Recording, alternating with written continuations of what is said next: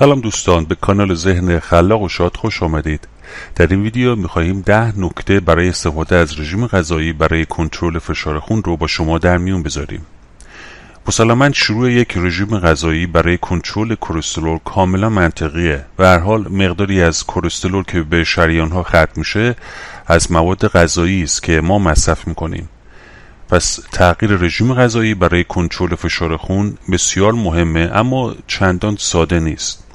با این حال غذا میتونه تاثیر مستقیم و گاهی چشمگیری بر کاهش فشار خون و کنترل اون داشته باشه. نمک قطعا نقش مهمی برای کاهش فشار خون داره، اما یک رژیم غذایی مناسب بسیار و مهمتر از این هستش که چطور میتونیم فشار خون رو به حداقل برسونیم. مسلماً مصرف میوه‌ها، سبزیجات، لبنیات کمچرب، لوبیا، آجیل، کربوهیدرات‌های غلات کامل و چربی‌های غیر اشباع نیز اثر مفیدی بر فشار خون دارند. مسلماً استفاده درست و صحیح و رژیم سالم و مفید پایه و اساس یک استراتژی غذایی سالمه که برای فشار خون و خیلی چیزهای دیگه مفیده. آزمایشات بالینی دقیق نشان داده که کسانی که به رویکردهای غذایی برای کاهش فشار خون روی آورده‌اند از بسیاری از بیماری‌ها مانند بیماری قلبی، کلسترول و سکته مغزی محفوظ ماندند. همینطور استفاده از رژیم‌های مدیترانه‌ای فشار خون رو در افراد مبتلا به این بیماری کنترل کرده و کاهش میده.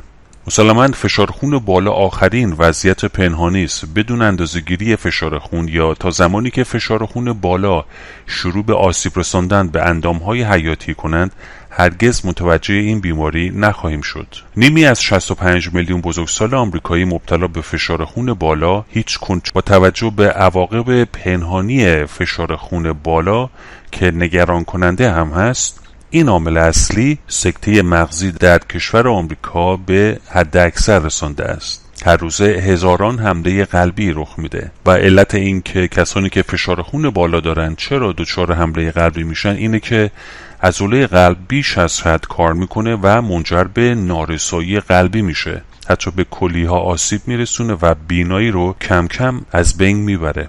همینطور حافظه رو مختل کرده و فعالیت‌های جنسی رو کاهش داده و سالهای زندگی این بیماران رو به حداقل میرسونه. داروهایی که فشار خون رو کاهش میدند به خوبی کاربرد دارند، اما لزوماً منشأ مشکل فشار خون رو حل نمی‌کنند و مسلماً همه داروها عوارض جانبی به همراه خواهد داشت. اما پیروی از یک رژیم غذایی سالم یک دفاع خط اول مؤثر برای جلوگیری از فشار خون بالاست.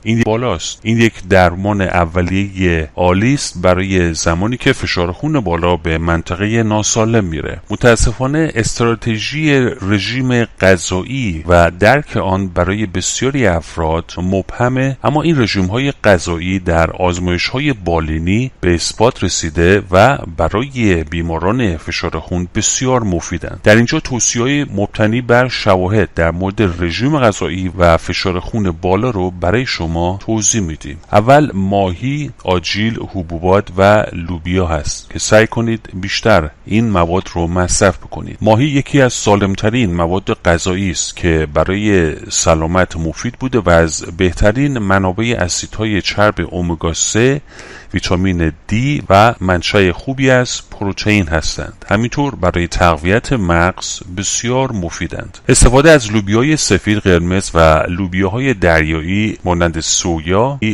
سویا فواید بسیار مفیدی برای بدن دارند. در هر فنجان پخته شده حدود 6.6 میلی گرم آهن وجود داره. همینطور نخود فرنگی بیشترین مقدار آهن رو داراست. این حبوبات منبع عالی برای فولاد، فسفر، پتاسیم، منگنز، فیبر و چند ترکیب مفید گیاهی هستند.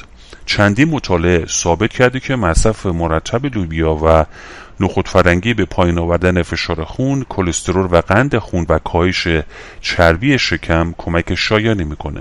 روش دوم، سعی کنید هر روز حداقل به اندازه کافی کالری دریافت بکنید و بسوزانید. مهمترین سوالی که مطرح میشه اینه که برای کاهش وزن چند کالری باید مصرف بکنیم.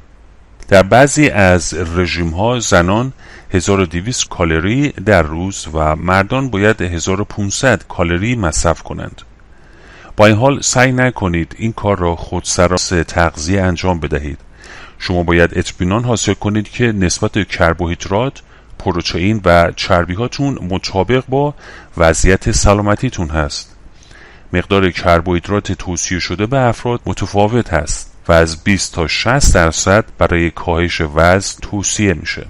برنامه غذایی شما باید متعادل و شامل مواد غذایی مغذی باشه. رژیم‌های غذایی کم ویتامین و ضعیف نه تنها میتونه به سوء تغذیه منجر بشه، بلکه خلق و خوی شما رو تضعیف کرده و موجب از بین رفتن انگیزتون در ادامه دادن رژیم غذایی خواهد بود. روش سوم، به جای تنقلات و دسرهای شیرین یا نمکی به سبزیجات و میوه‌ها رو بیارید.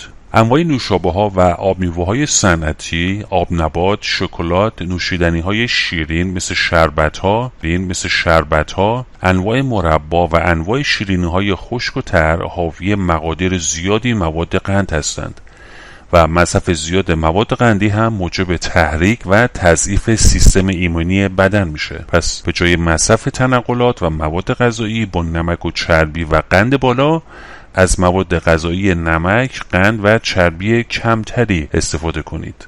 همینطور چیپس سیب زمینی یکی از بدترین غذاهای ناسالمه. این چیپس ها آغشته به چربی و سرشار از نمک هستند. روش چهارم، به جای استفاده از نان، ماکارونی و سایر غذاهای غنی از کربوهیدرات ها که از آرد سفید تهیه شده‌اند، سعی کنید از کربوهیدرات هایی که از غلات کامل تهیه میشن استفاده کنید. نان سفید و همچنین غذاهای وابسته به آن یکی از غذاهای اصلی حذف شده در رژیم غذایی آرد سفید هستند، از جمله کرکر، شیرینی و غلات صبحانه‌ای. هنگامی که آرد نان تصفیه میشه، جوانه و سبوس دانه به همراه بیشتر فیبر، ویتامین ها و مواد معدنی از اونها حذف میشه و در نتیجه آرد سفید فاقد مواد مغذی مانند فیبر و پروتئین خواهد بود.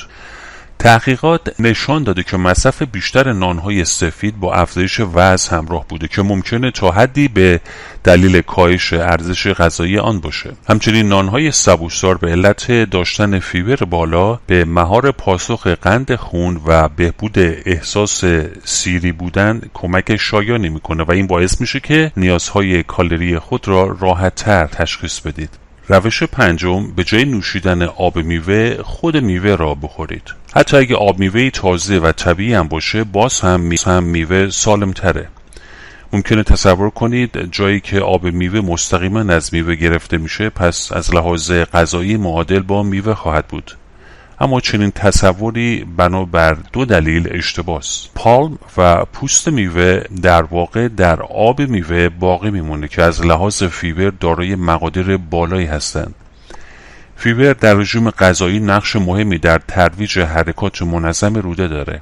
هنگامی که میوه کامل رو میخورید، فیبر موجود در پالم آن در دستگاه گوارش به قند طبیعی میوه متصل شده و این عمل باعث میشه تا بدن این قند رو سخت‌تر کرده و مدت زمان بیشتری رو برای جذب سپری کنه. در نتیجه اگه کل میوه را بخورید، در مقایسه با آب میوه، قند میوه در خون با سرعت کم و کندتری تجمع پیدا میکنه.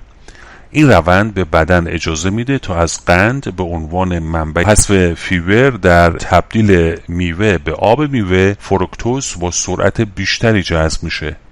جهش ناگهانی در قند خون منجر به تولید انسولین توسط غده پانکراس انسولین میشه تا میزان قند دوباره به یک سطح ثابت برسه. به تدریج این سیستم طبیعی دچار استهلاک میشه. بنابراین ریسک ابتلا به دیابت نوع 2 در این اشخاص بیشتر میشود. همینطور پالم و پوست بسیاری از میوه‌ها شامل مقدار زیادی ویتامین و سایر مواد مغذی اند که در تهیه آب میوه بسیاری از مواد مغذی از بین می رود. به عنوان مثال پرتقال منبع غنی فلاوونیدهاست، اما بسیاری از فلاوونیدها در پالم ذخیره میشن، نه در آب میوه. از این جهت وجود فیبر در رژیم غذایی و سایر مواد غذایی در پوست و پالپ میوه باعث میشه تا به طور قابل توجهی نسبت به آب میوه سالمتر باشند. روش ششم، به جای استفاده از کره، روغن نارگیل یا روغنهای غیر اشباع مانند روغن زیتون، کانولا، سویا، بادام زمینی، ذرت یا آفتابگردان استفاده کنید. چربی سوزی بیشتر و ذخیره چربی کمتر، پاکسازی سریعتر چربی ها بعد از خوردن غذا، کاهش تریگلیسیرید ناشتا. بر اساس آزمایشی که در سال 2019 بر روی رگ‌های انسان انجام شد ثابت کرده که چربی‌های اشباع نشده برای سلامت قلب مفیدتر بودند. روش هفتم، به جای استفاده از غذاهای کنسرو شده و فرآورده شده به غذاهای تازه یا منجمد استفاده کنید. آزمایشات و تجزیه تحلیل‌های بسیاری ثابت کرده است که میزان غذاهای فرآورده شده بسیار زیانبارند و همینطور افراد رو در خطر مرض ابتلا به سرطان مری قرار می‌دهند.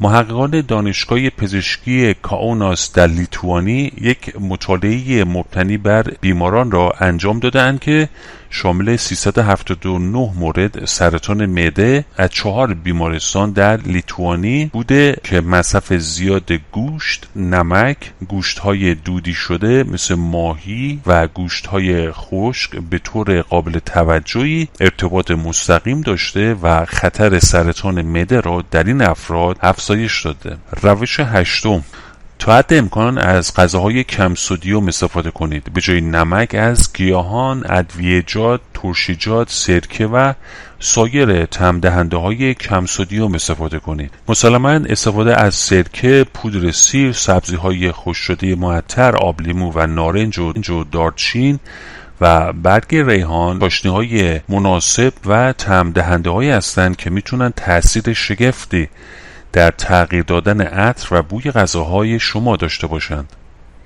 همچنین می توانید برای کاهش سدیم از غذاها میزان ادویه و چاشنی‌های غذاها را بیشتر کنید تا نیاز به نمک کمتری باشه. همینطور اگه مقداری زنجبیل به خورشت یا سالاد خود اضافه کنید، دیگر میل به خوردن نمک و اضافه کردن نمک به غذاهای خود نخواهید داشت. روش نهم، در صورت نیاز به کاهش وزن کالری دریافتی خود را کاهش بدهید.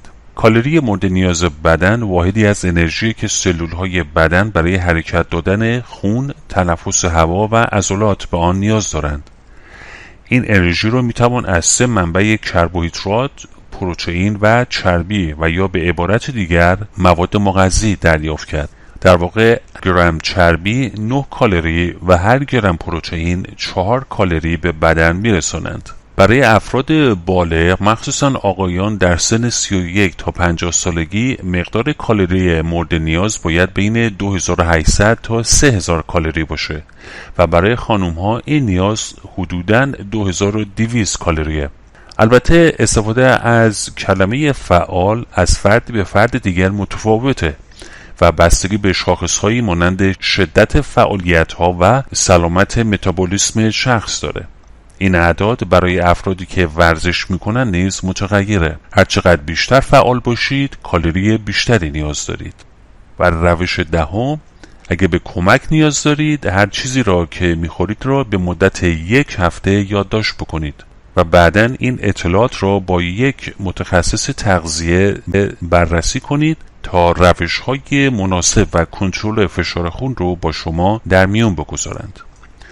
دوستان از شما تشکر میکنیم که تا پایان این ویدیو با ما بودید. امیدواریم که ویدیوی ما رو با دیگران سهیم بشید و همینطور اون رو لایک کنید و عضو کانال ما بشید و از دیگر ویدیوهای کانال ما هم دیدن بکنید. امیدواریم که همیشه شاد و سلامت باشید.